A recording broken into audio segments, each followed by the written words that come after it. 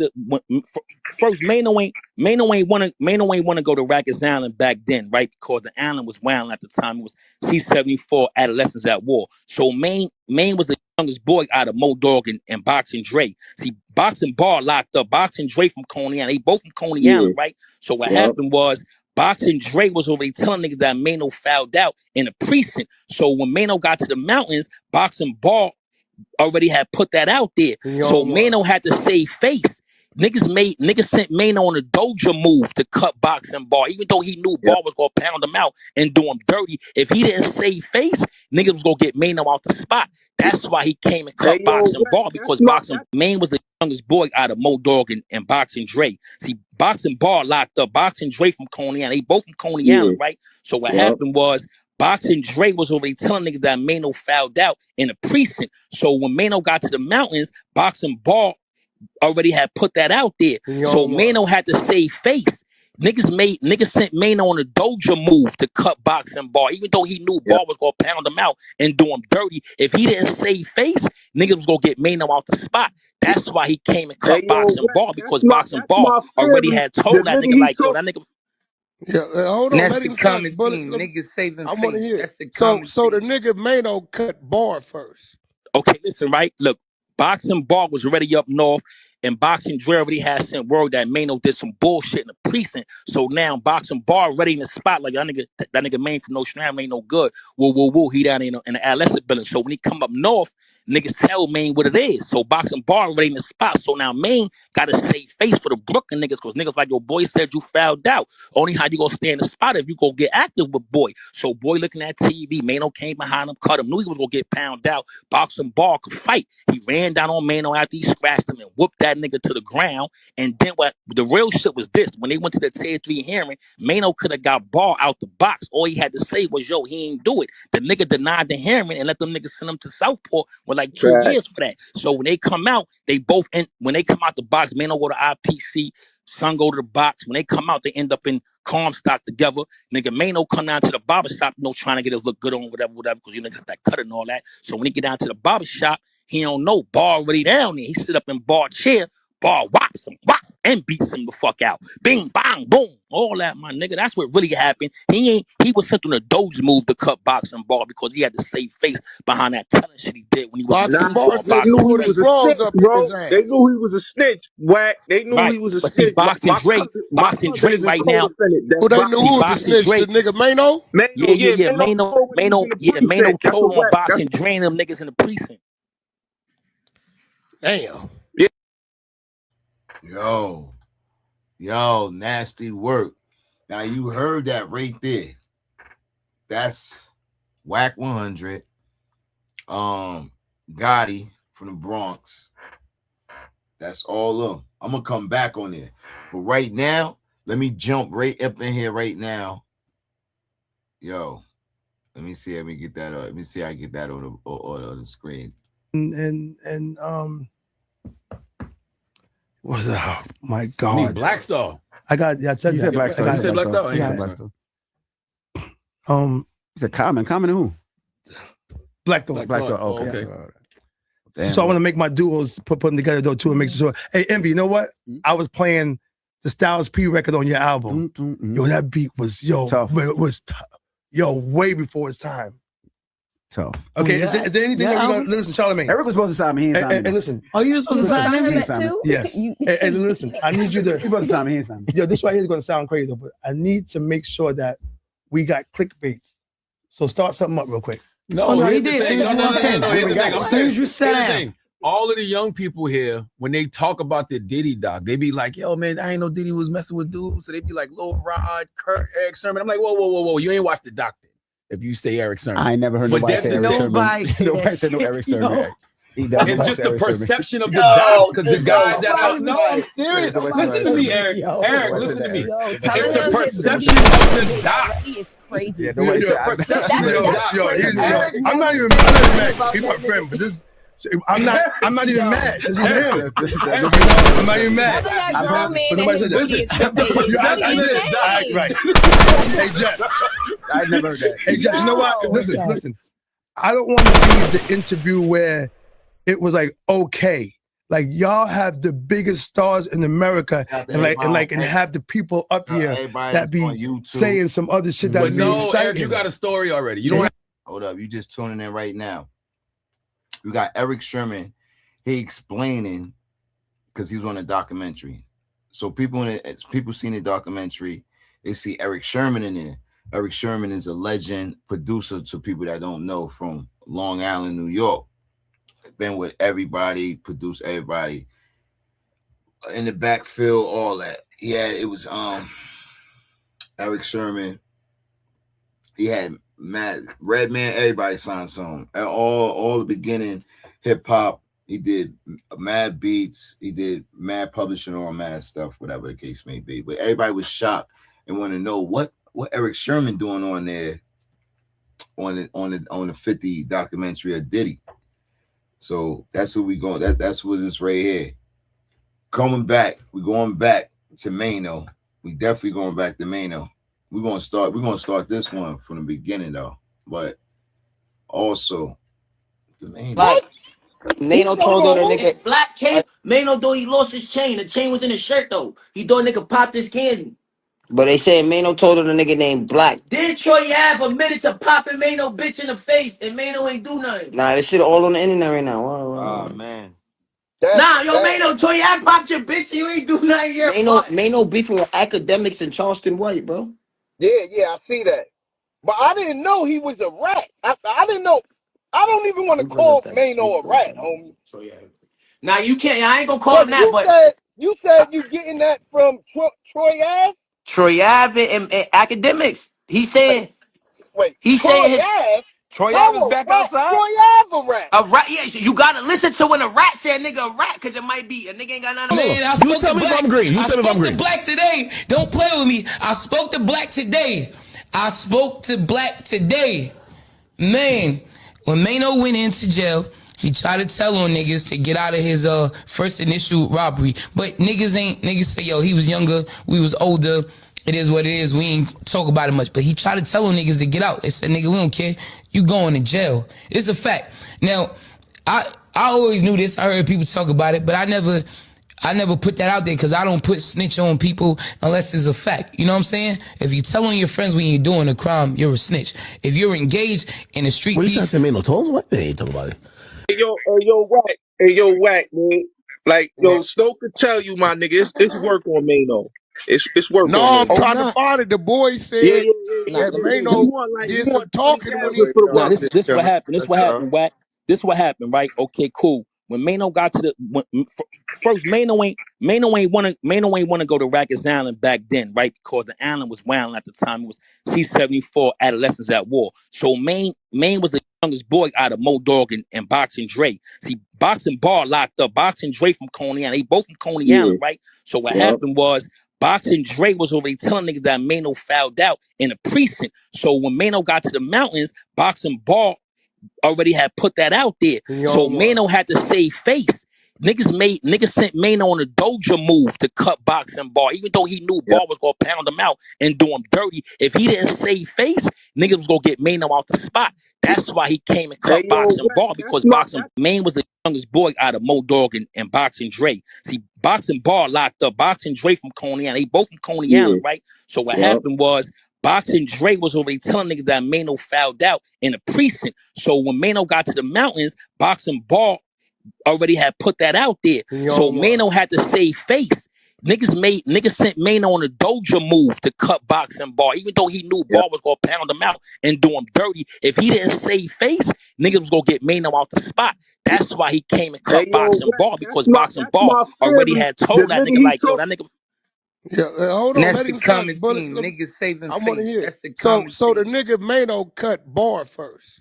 Okay, listen, right? Look, Boxing Bar was already up north, and Boxing Dre already had sent word that Maino did some bullshit in the precinct. So now Boxing Bar already in the spot, like that nigga Maine from No Stram ain't no good. Woo, he down in the adolescent building. So when he come up north, Niggas tell Maine what it is. So Boxing Bar already in the spot. So now Maine got to save face for the Brooklyn niggas because niggas like, your boy said you fouled out. Only how you gonna stay in the spot if you go get active with Boy. So Boy looking at TV, Maino came behind him, cut him, knew he was gonna get pounded out. Boxing Bar could fight. He ran down on Maino after he scratched him and whooped that nigga to the ground. And then what the real shit was this: when they went to the tier 3 hearing, Maino could have got Bar out the box. All he had to say was, yo, he ain't do it. The nigga denied the hearing and let them niggas send him to Southport with like 2 years for that. So when they come out, they both when they come out the box, Maino go to IPC, Son go to the box. When they come out, they end up in Comstock together.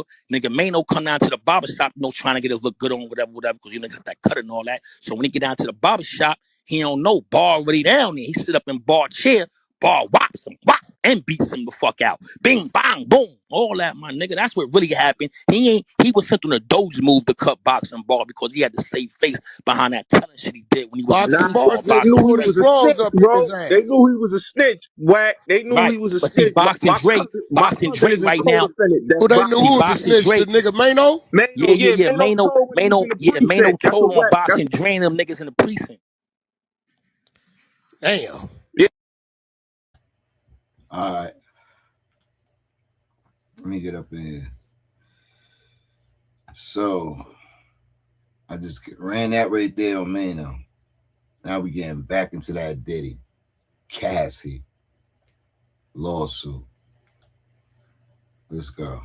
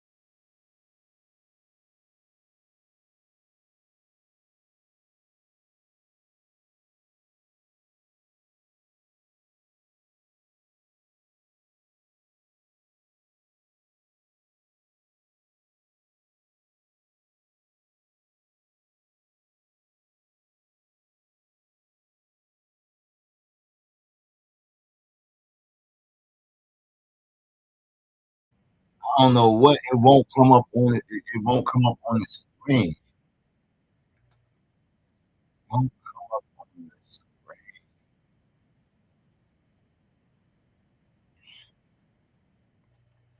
I know y'all can hear it. Let me know. Because we live right now. Live right now. Why you still can't see it?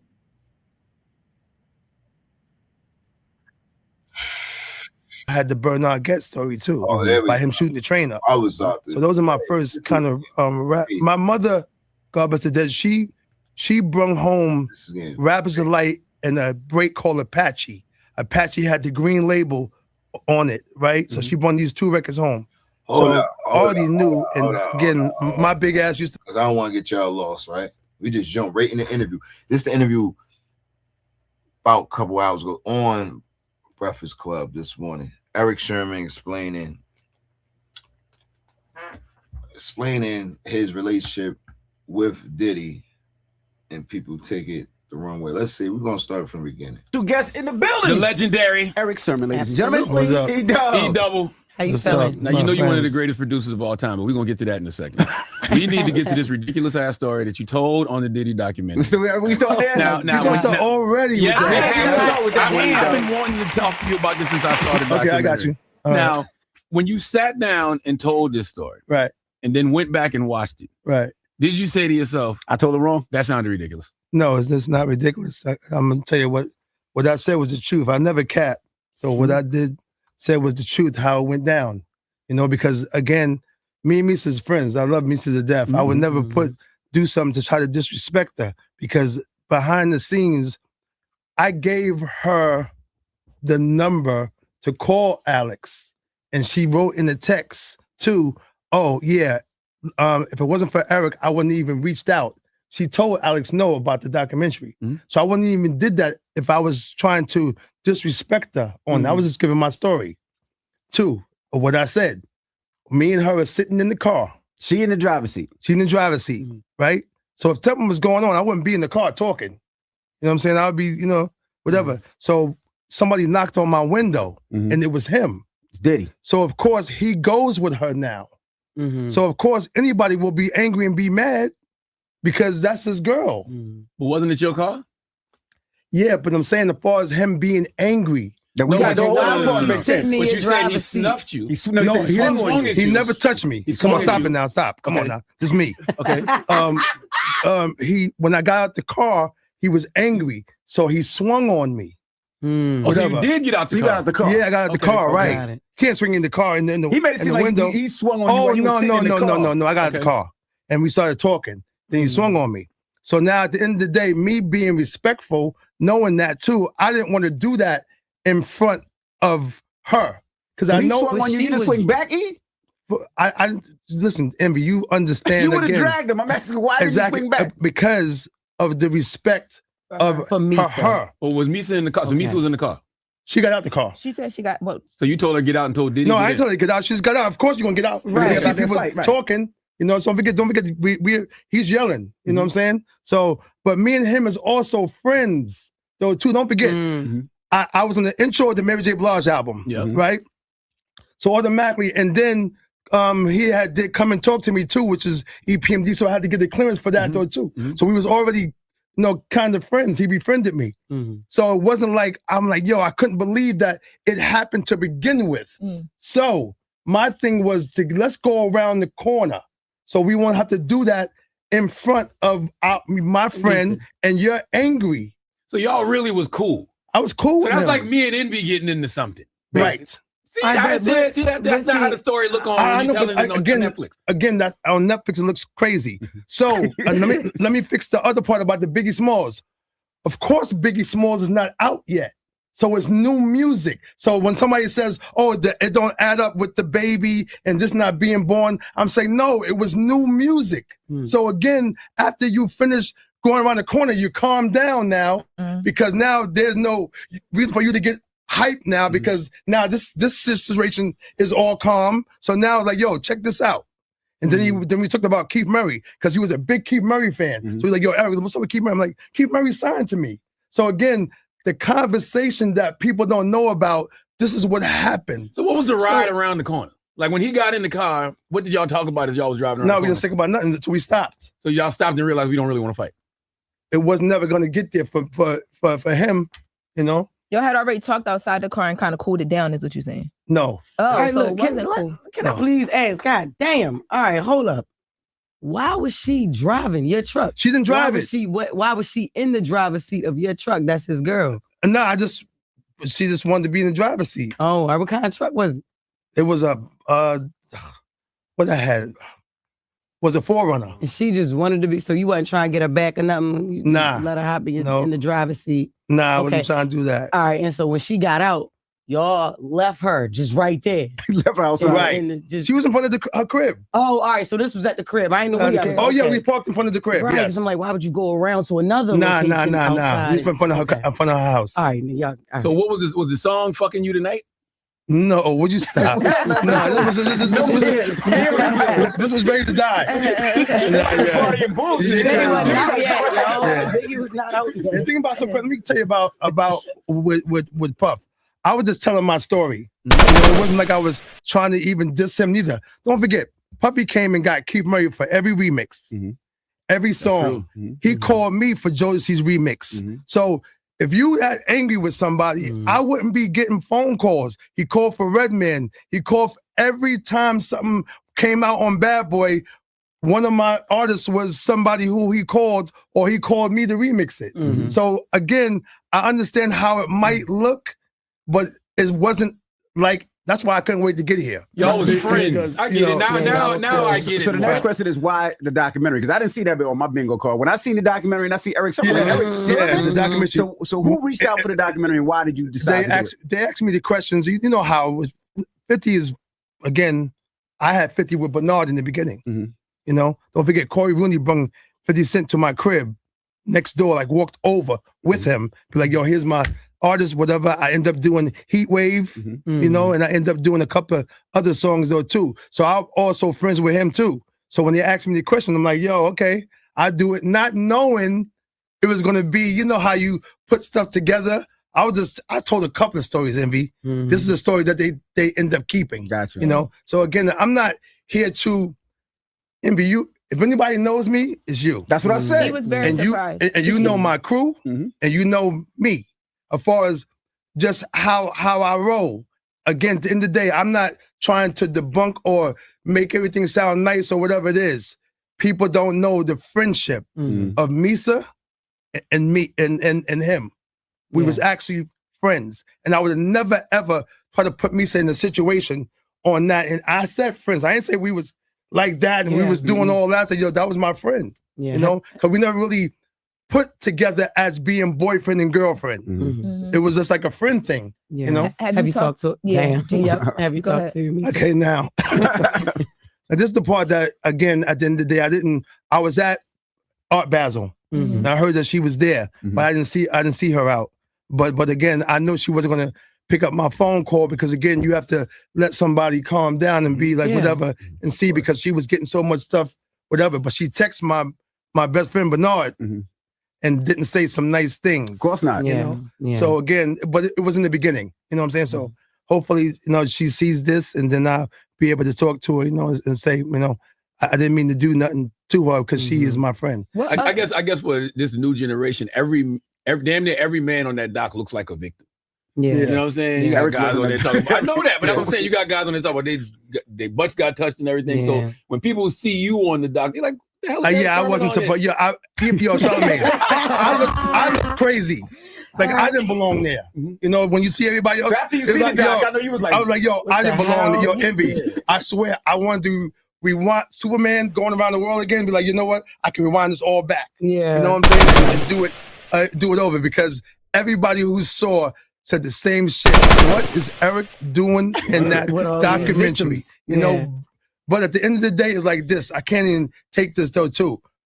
Since 89 though, Jess, to 90, this is my first time being this on fire. Hey, like really? No, it's not. No, just like music, right? No, nigga. No, that's you reinvented yourself so many times. Charlamagne, listen, explain what you need. Charlamagne. Hold up, yo. Big shout out to X over there. We only been in the building 27 minutes. We over there 215. Keep rolling. Share the live. We in the building. Welcome to Slide TV where everything is possible. I'll go by the name of Icy Graded Dawn, Louis Vuitton.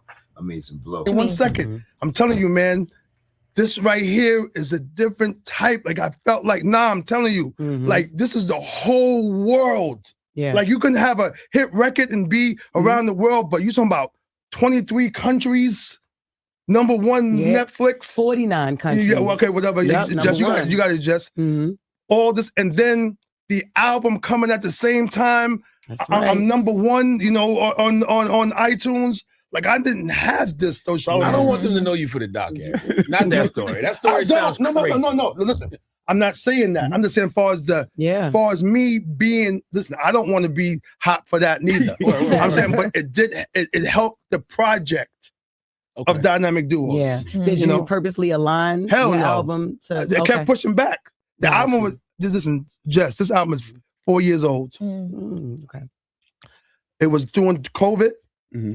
Whatever Kevin Lyles came and got me in Shout out to Kevin Lyles. 2019, 2020. Then after that, 2 years went by, COVID, and then all of a sudden, they buy 300 for 400 million.